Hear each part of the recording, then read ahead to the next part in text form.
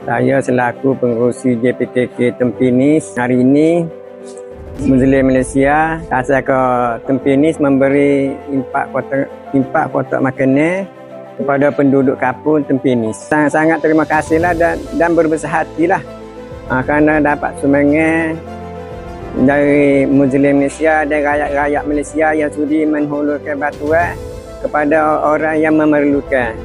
Kita punya kotak infak itu adalah hasil derma, hasil sumbangan 100% adalah derma dan sumbangan daripada seluruh rakyat Malaysia.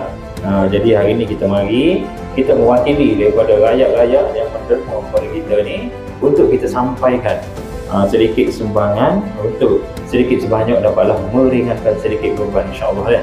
Kau boleh godin. Kayaknya lah boleh makan. Biasa kalau boleh batu lagi ni tak sikit. Baik bagi dapur, lepas lah sikit. Terima kasih.